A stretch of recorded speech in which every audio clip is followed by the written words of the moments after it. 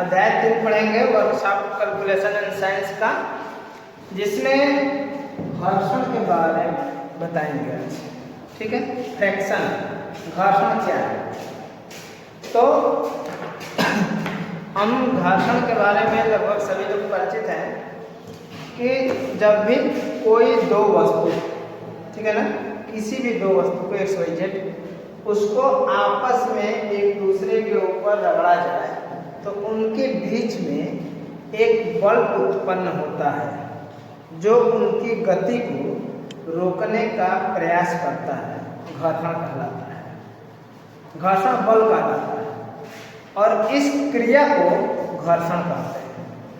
ठीक है, फिर से एक बार समझिए, घर्षण क्या है। सर्वप्रथम यहाँ घर्षण देखिए, घर्षण है जब कभी एक ठोस को दूसरे ठोस के ऊपर फिसलाते हैं, चलाते हैं या रगड़ते हैं तो उनके बीच में एक बल उत्पन्न होता है जो उनकी गति को रोकने का प्रयास करता है, घर्षण बल कहलाता है और इस पूरी प्रक्रिया को घर्षण कहते हैं। अब घर्षण के प्रकार, घर्षण कितने प्रकार का होता है देख लीजिए। घर्षण के प्रकार, तो घर्षण मुख्यतः 3 प्रकार का होता है। ठीक है ना, यह जो है 3 प्रकार का होता है। घर्षण मुख्यतः 3 प्रकार का होता है। पहला है चरम या सीमांत घर्षण बल। पहला क्या है, चरम या सीमांत घर्षण, है ना, चरम या सीमांत घर्षण बल। तो ये देखिए, नाम से ही पता चलता है सीमांत घर्षण बल यानी मैक्सिमम सीमा। ठीक है ना, तो इसको क्या है कि दो सतहों के बीच गति प्रदान करने के लिए आवश्यक न्यूनतम बल, दो सतहों के बीच गति प्रदान करने के लिए आवश्यक न्यूनतम बल चरम या सीमांत घर्षण बल कहलाता है। जैसे मान लीजिए दो सतहों के बीच, जैसे मान लीजिए ये कोई एक सतह है और ये दूसरी सतह है, इसके बीच क्या कर रहा है, गति प्रदान करने के लिए, ये इस तरह से है तो इस तरह ना, इन दोनों सतहों के बीच एक गति प्रदान करने के लिए, तो जो ये बल लगा रहे हैं इस पे ताकि यह इस विपरीत में गति करे, ठीक है, तो यही बल चरम या सीमांत घर्षण बल कहलाता है। फिर से एक बार सुनिए, दो सतहों के बीच गति प्रदान करने के लिए आवश्यक न्यूनतम बल चरम या सीमांत घर्षण बल कहलाता है। यह गति की दिशा के विपरीत कार्य करता है। ठीक है, यह गति की दिशा के क्या करता है, विपरीत कार्य करता है। दूसरा है स्थैतिक घर्षण।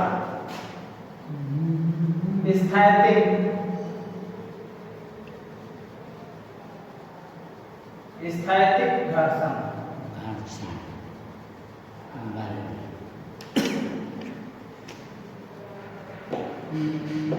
दूसरा क्या है, स्थैतिक घर्षण बल।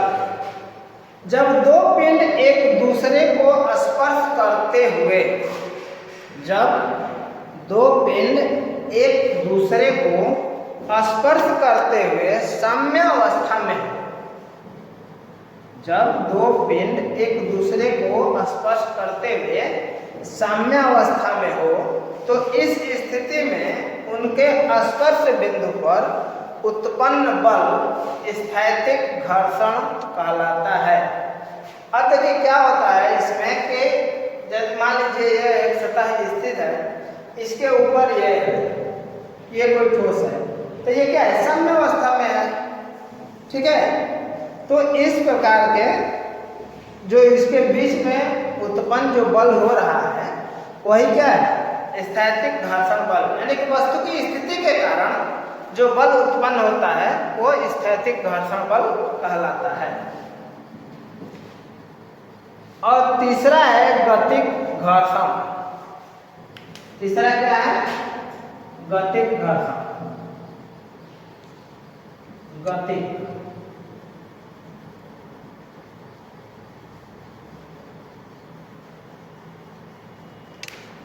गतिक घर्षण, ठीक है ना,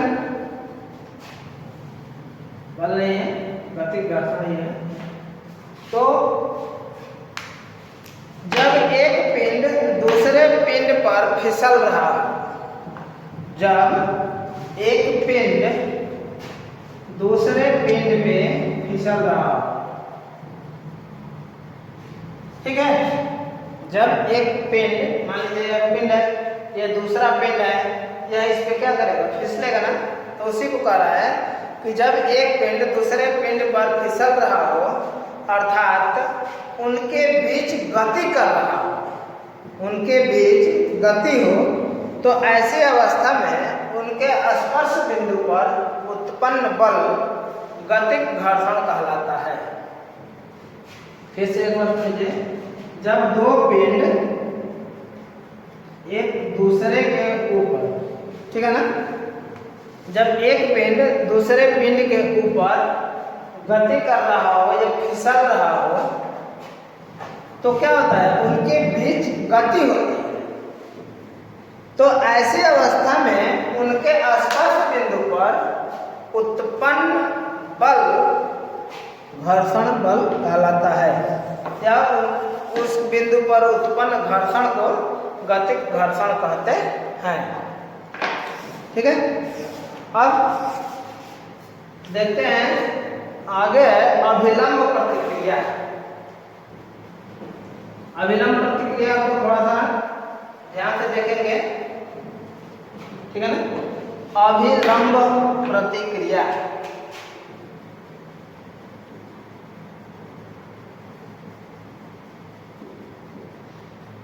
अभिलंब प्रतिक्रिया,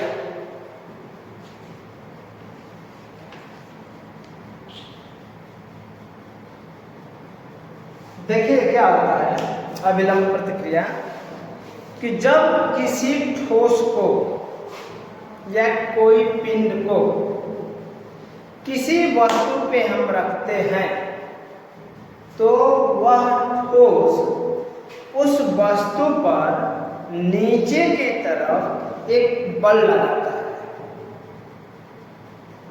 तो उस बल को बराबर करने के लिए नीचे से उस बल के विपरीत दिशा में एक बल कार्य करता है। तो जो बल उसके विपरीत दिशा में कार्य करता है, प्रतिक्रिया बल के रूप में कार्य करता है, उसी को अभिलंब प्रतिक्रिया कहते हैं, ठीक है। जब एक ठोस किसी सतह पर रखी जाती है, तो ठोस वस्तु अपने भार के बराबर उस सतह पर दाब डालती है। इस दबाव के कारण सतह को ठोस वस्तु पर प्रतिक्रिया होती है। जितने बल से वस्तु सतह पर नीचे की तरफ दबाव डालती है, उतनी ही बल से सतह की प्रतिक्रिया वस्तु के लंबवत ऊपर की ओर कार्य करती है।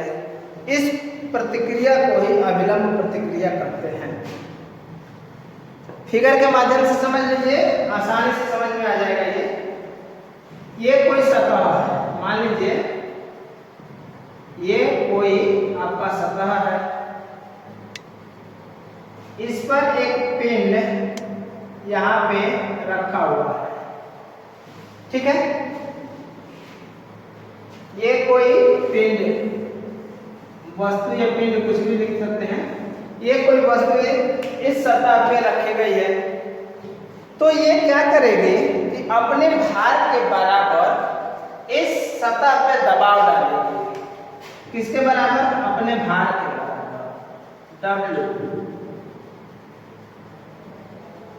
W भार होता है, तो अपने भार के बराबर या नीचे की तरफ क्या करेगी?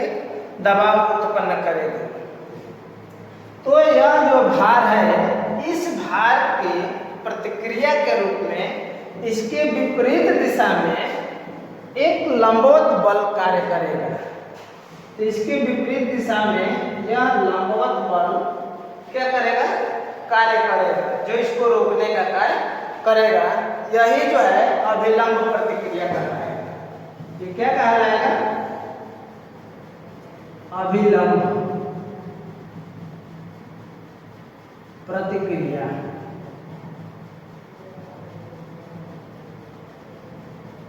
यही क्या कहलाएगा? अभिलंब प्रतिक्रिया पर, ठीक है ना। और ये दोनों तरफ क्या है? वायु बल यहां भी लगेगा, वायु बल यहां भी लगेगा, ठीक है ना। वायु बल ये दोनों तरफ कार्य करेंगे। अगर सपोज करो वायु बल इधर को खींच रहा है, तो एक दूसरे ये घर्षण बल हो जाएगा। क्या हो जाएगा? घर्षण बल, ठीक है ना। यदि यह वस्तु इस बल के द्वारा आगे की तरफ बढ़ने का प्रयास करेगी, तो यह घर्षण बल इसको रोकने का प्रयास करेगा। तो वायु बल के विपरीत दिशा में घर्षण बल और भार के विपरीत दिशा में अभिलंब प्रतिक्रिया बल कार्य करेगा। तो आई होप अभिलंब प्रतिक्रिया आपको समझ में आ गया होगा कि अभिलंब प्रतिक्रिया बल क्या है कि जब किसी भी ठोस को हम धरातल पे रखते हैं, तो वह ठोस अपने भार के बराबर नीचे की तरफ दबाव डालता है, ठीक है। तो उस भार की प्रतिक्रिया के रूप में एक लंबवत बल कार्य करता है, जिसे अभिलंब प्रतिक्रिया कहते हैं, या इस बल को अभिलंब प्रतिक्रिया बल कहते हैं, और इस क्रिया को अभिलंब प्रतिक्रिया कहते हैं। अब आगे है सीमांत घर्षण क्या होता है।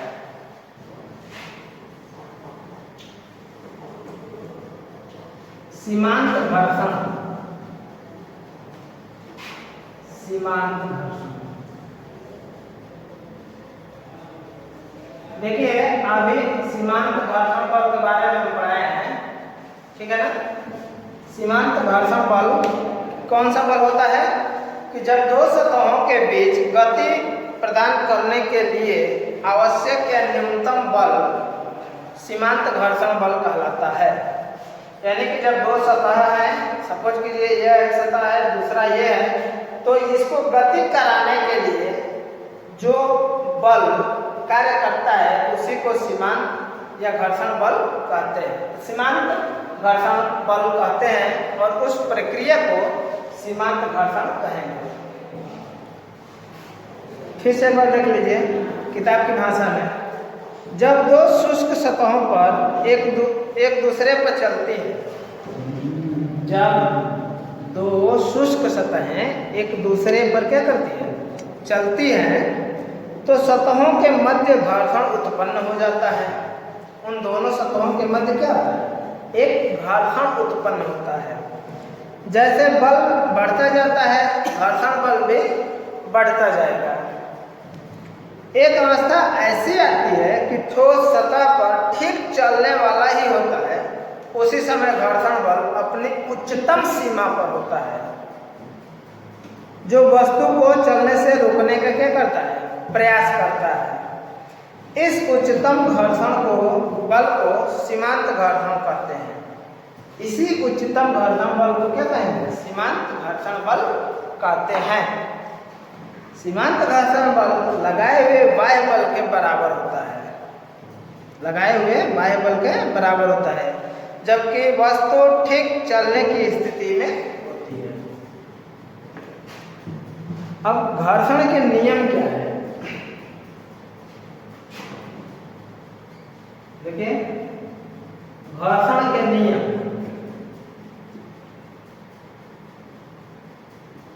तो जो अभी तक हमने पढ़ा है उसी में से घर्षण के नियम मैं बता रहा हूँ, ध्यान से सुनिएगा कि घर्षण बल हमेशा वस्तु के गति के विपरीत दिशा में कार्य करेगा। घर्षण बल, घर्षण का नियम क्या कहलाता है? घर्षण का नियम यही है कि घर्षण बल हमेशा गति के विपरीत दिशा में कार्य करता है। पहला नंबर हो गया। दूसरा नंबर, पहला नंबर क्या है? गति के विपरीत, गति के विपरीत, गति के विपरीत दिशा में घर्षण बल क्या करता है? कार्य करता है। दूसरा हो गया घर्षण बल हमेशा लगाए गए बाह्य बल के बराबर होता है। घर्षण बल बाह्य बल के बराबर होता है। बाह्य बल बराबर घर्षण बल, यानी कि घर्षण बल हमेशा लगाए गए बाह्य बल के क्या होता है? बराबर होता है। जो वस्तु को चलाने का प्रयत्न करता है, जो वस्तु को क्या करता है? चलाने का प्रयत्न करता है। नंबर 3, घर्षण बल संपर्क सतह की प्रकृति व स्थिति पर निर्भर करता है। घर्षण बल हमेशा वस्तु के संपर्क सतह की स्थिति पे निर्भर करता है, न कि उनके आकार और क्षेत्रफल पर। यानी कि वस्तु के आकार और क्षेत्रफल पर घर्षण बल कभी भी काम नहीं करेगा, केवल और केवल उनके संपर्क सतह की प्रकृति व स्थिति पर निर्भर करेगा। जैसे मान लीजिए ये कोई वस्तु है और ये कोई सतह है, ये इस पे हम ऐसे चला देंगे, ठीक है, तो ये जहां संपर्क कर रहा है उसी की वस्तु पे निर्भर करेगा ना, कि इसके क्षेत्रफल पे तो निर्भर करेगा नहीं, ठीक है। ऐसे हम चला दे खड़ा करके तो भी इसी पे निर्भर करेगा जितना ये संपर्क सतह के टच में रहेगा। केवल घर्षण बल हमेशा संपर्क सतह के टच में जो रहेगा उसी पे निर्भर करेगा, न कि उसकी आकृति और क्षेत्रफल पे। नंबर 4, तीसरा में आकृति या क्षेत्रफल पर नहीं काम करेगा, ठीक है। नंबर 4 है कि घर्षण बल दो सतहों के बीच की अभिलंब प्रतिक्रिया के समानुपाती होता है। घर्षण बल दो सतहों के बीच की अभिलंब प्रतिक्रिया के क्या होता है? समानुपाती होता है। यानी कि एक प्रोपोर्शनल आर या देखिए एक प्रोपोर्शनल आर होता है, या इसको यूं कह सकते हैं कि घर्षण बल F बराबर घर्षण बल और R बराबर अभिलंब प्रतिक्रिया, अभिलंब प्रतिक्रिया, ठीक है। तो इसको हम लिख सकते हैं F बराबर म्यू R, या F बराबर या लिखे ना, या F बराबर म्यू इंटू R, जहां म्यू घर्षण गुणांक है, जहां म्यू क्या है? घर्षण गुणांक है, घर्षण गुणांक, जहां पे म्यू क्या है? घर्षण गुणांक। तो ये घर्षण के 4 नियम हैं कि घर्षण बल गति के विपरीत दिशा में कार्य करेगा, घर्षण बल हमेशा उस पे लगाए गए बाह्य बल के बराबर होगा, घर्षण बल आकृति या क्षेत्रफल पर निर्भर नहीं करेगा, केवल उसके संपर्क बिंदु पे निर्भर करेगा। और चौथा है घर्षण बल हमेशा उसके अभिलंब प्रतिक्रिया R के समानुपाती होता है, अर्थात F प्रोपोर्शनल R। अब एक आगे देखते हैं घर्षण गुणांक। अभी जो ये बताया ना म्यू घर्षण गुणांक होता है, इसी को देखेंगे। ठीक है, ये घर्षण गुणांक। तो अभी हमने बताया था कि F प्रोपोर्शनल R, ठीक है ना, और उसमें F बराबर म्यू आर लिख दिया था हमने।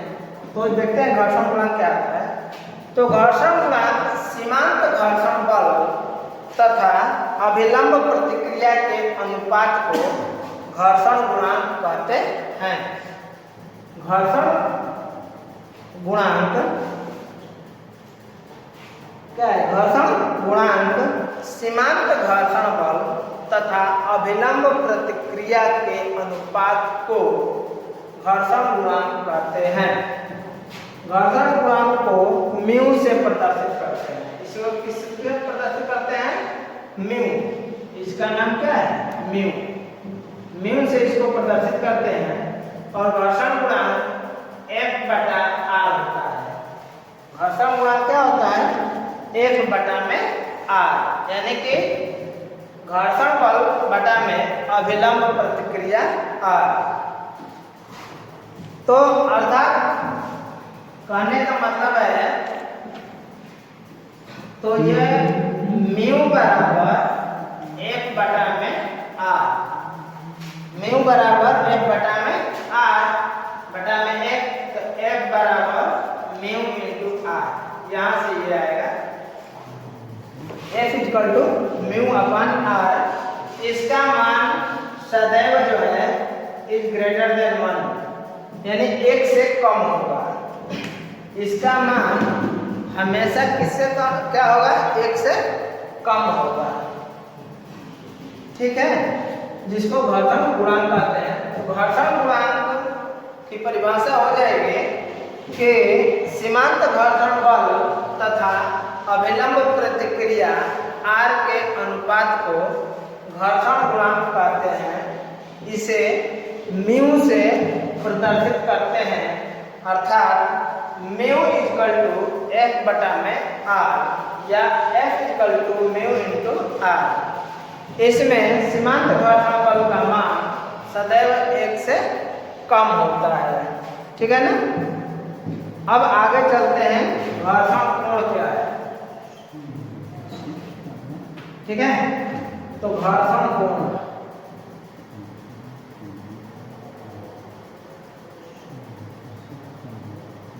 घर्षण कोण किसे कहते हैं? तो सीमांत घर्षण बल तथा अभिलंब प्रतिक्रिया के परिणामी बल के बीच के कोण को घर्षण कोण कहते हैं।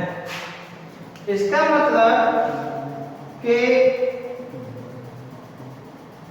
सीमांत घर्षण बल और अभिलंब प्रतिक्रिया, तो ये सतह हो गया और इस सतह पे ये सीमांत घर्षण बल W भाग नीचे की तरफ कार्य करेगा और ये हो गया आपका R अभिलंब प्रतिक्रिया। अभिलंब प्रतिक्रिया और ये अभिलंब प्रतिक्रिया हो गया और इधर F लगाए थे और ये मान लो कि P है। ये क्या है? Y बल है, Y बल। ठीक है, और Y बल के विपरीत में ये हो जाएगा आपका घर्षण बल। ठीक है, जो उसको रोकने का प्रयास करेगा। तो कह रहा है ना कि घर्षण कोण किसे कहते हैं? तो सीमांत घर्षण बल, सीमांत घर्षण बल, ये सीमांत घर्षण बल और अभिलंब प्रतिक्रिया R, ठीक है ना, के परिणामी बल के बीच के कोण को घर्षण कोण कहते हैं। तो इसका मतलब ये हुआ कि मान लीजिए एक समानांतर चतुर्भुज ये हो गया ए बी सी डी। यह एक समानांतर चतुर्भुज हो गया जिसका परिणाम ये इसका विकर्ण S हो गया। परिणामी विकर्ण क्या हो गया? S हो गया। और ये इसको कर्ण के नाम से जानते हैं, ठीक है ना। ये कर्ण हो गया। तो कह रहा है कि अगर सपोज कीजिए कि मान लीजिए अभिलंब प्रतिक्रिया ए बी और घर्षण बल ए डी है, ठीक है। तो जैसे कि अभिलंब प्रतिक्रिया ए बी और घर्षण सीमांत घर्षण बल ए डी को अगर प्रदर्शित करे तो इस प्रकार समानांतर चतुर्भुज में परिणामी बल ए सी दोनों बलों का परिणामी बल है। अतः अभिलंब प्रतिक्रिया ए बी और परिणामी बल ए सी के मध्य के कोण को क्या कहेंगे? घर्षण कोण कहते हैं। और इसी को घर्षण कोण कहते हैं। यानी कि घर्षण कोण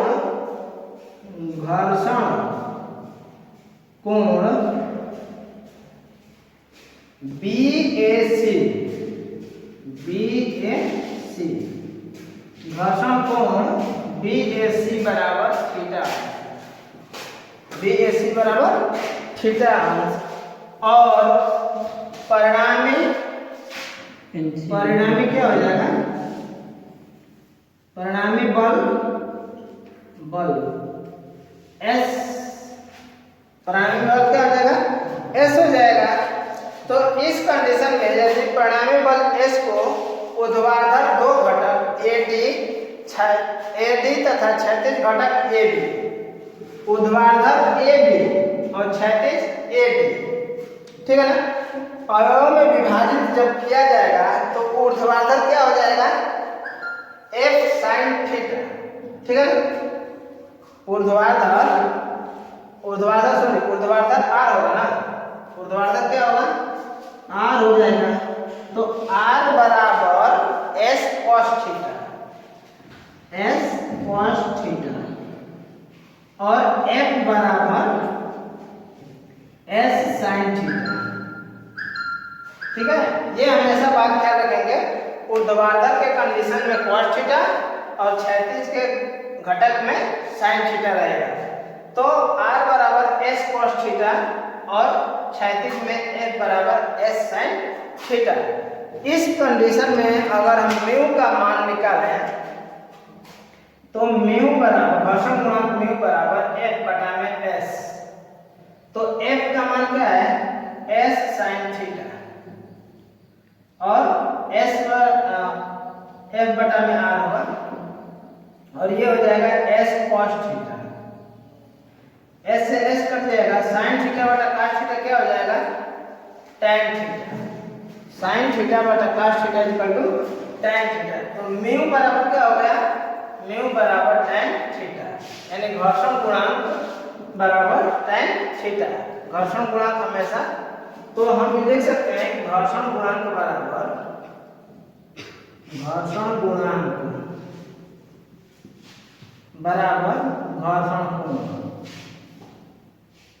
घर्षण गुणांक बराबर घर्षण कोण, ठीक है। Best of luck. आप लोग पढ़ाई करते रहिए। चैनल को सब्सक्राइब और लाइक कीजिए।